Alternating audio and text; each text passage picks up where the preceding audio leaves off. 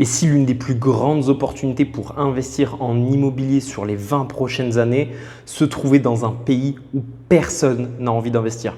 Je parle d'un pays qui est actuellement en guerre. Je parle évidemment de l'Ukraine qui est en guerre contre la Russie depuis 2022. Donc je ne conseille absolument pas d'investir en Ukraine maintenant. C'est une situation extrêmement risquée. Mais si demain la paix revenait durablement en Ukraine, ce pays pourrait connaître l'une des plus grandes évolutions en termes de prix de l'immobilier de l'histoire. Dans cette vidéo, on va comparer avec des pays qui ont connu des situations similaires, c'est-à-dire qui ont été en phase de reconstruction après-guerre, voir quel a été l'impact de la guerre sur l'investissement immobilier dans ce pays et voir quelles sont les conditions pour que l'Ukraine devienne une superbe opportunité d'investissement immobilier. Pour comprendre l'opportunité, il faut absolument comprendre les besoins actuels. Selon les estimations de la Banque mondiale, il faudrait 588 milliards de dollars pour reconstruire l'Ukraine actuellement. Et l'immobilier va être au cœur des débats. Environ 14% du parc locatif ukrainien a été touché, donc c'est-à-dire endommagé ou détruit.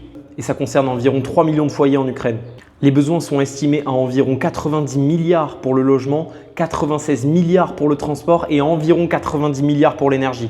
Donc il va falloir recréer des logements, mais il va falloir également reconstruire des écoles, des hôpitaux, des infrastructures, des routes, tout ce qui a été détruit pendant la guerre. Et en plus de ça, ça va forcément entraîner une forte demande locative de 1 pour les personnes qui ont quitté le pays et qui reviennent vivre sur place, mais également tous les travailleurs qui vont être impliqués justement dans la reconstruction du pays. Donc en période d'après-guerre où on va retrouver des personnes qui reviennent vivre sur place, d'énormes besoins en reconstruction, des entreprises internationales qui vont investir dans le pays justement pour le reconstruire, et tous les travailleurs qui vont s'installer sur place, on risque d'avoir une demande qui va surpasser l'offre actuelle. Sans parler du fait que les quartiers rénovés vont créer plus d'attractivité, les bâtiments modernes qui vont être construits vont renforcer l'attractivité de certaines zones, qui va encore participer à l'accélération de ce phénomène.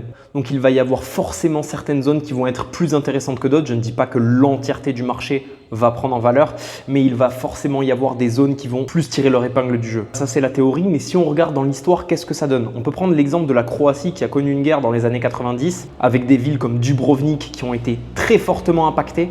Et si on prend la période d'après-guerre, on peut voir qu'après les années 2000, le prix de l'immobilier a plus que quadruplé.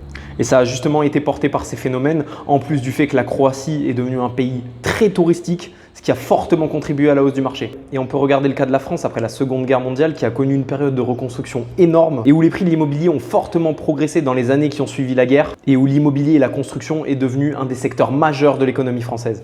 Donc maintenant, la vraie question, ça va être de quoi a besoin l'Ukraine pour devenir l'une des meilleures destinations pour l'investissement immobilier? Très simple. Bon, déjà, une paix durable, comme on l'a évoqué au début de la vidéo. Et ce n'est pas tout. Ils vont devoir être extrêmement intelligents dans leur façon d'aborder la chose. Notamment, au fait de s'inspirer des pays comme la Géorgie qui ont été ultra intelligents dans leur approche. Déjà, il faut savoir qu'ils ont ouvert les frontières, donc pour plus de 80 passeports dans le monde, vous pouvez rester 365 jours sans avoir à renouveler de visa. Et ils ont énormément ouvert leurs frontières aux investisseurs étrangers. En tant que Français, par exemple, qui investit dans l'immobilier en Géorgie, vous êtes 100% propriétaire de votre bien. A contrario de certains pays d'Asie, par exemple, où il est très difficile d'accéder à la propriété. Donc, ils vont devoir laisser la possibilité aux investisseurs étrangers de rentrer dans le pays et d'être assez flexible quant à l'accès à la propriété. Ce qui serait intéressant également, c'est d'avoir un système de taxation qui est similaire à celui de la Géorgie. Donc on va avoir une imposition très faible sur les loyers de seulement 5% d'impôt. Et pareil pour la plus-value, on est seulement à 5%, mais si vous détenez votre bien plus de 2 ans, vous êtes exonéré de taxes sur la plus-value. Et ensuite, il va falloir restructurer l'administration pour permettre de rendre l'accès à la propriété facile. Comme en Géorgie, vous accédez à la propriété en quelques jours, vous créez votre entreprise en quelques jours, vous ouvrez des comptes bancaires en une journée, vous vous logez en une journée. Alors que par exemple, des pays comme la France, un processus de vente immobilière, c'est au minimum 3 mois. Pour vous loger, vous allez devoir montrer 3 bulletins de salaire. Et pour créer une entreprise, ça peut vous prendre des semaines. Alors ils vont avoir tout intérêt à être ultra intelligents là-dessus. Donc pour conclure, personne ne peut dire à l'heure actuelle si l'Ukraine est une bonne opportunité. Et un investisseur qui cherche vraiment à faire du rendement commence à regarder en amont les futures bonnes opportunités. Et si jamais vous n'avez pas envie d'attendre la fin de la guerre et que vous voulez investir dès maintenant, il y a la Géorgie qui est un pays exceptionnel où on peut faire des rentabilités locatives allant de 10 à 15% net. Et où on a des villes comme Batumi, le Las Vegas de la mer Noire, où les prix de l'immobilier évoluent de 15% par an. Si jamais vous êtes intéressé pour investir en Géorgie, je vous laisse la possibilité de m'écrire en commentaire ou de réserver un appel directement avec moi via mon lien Calendly qui se trouve en description et on pourra parler de votre projet d'investissement.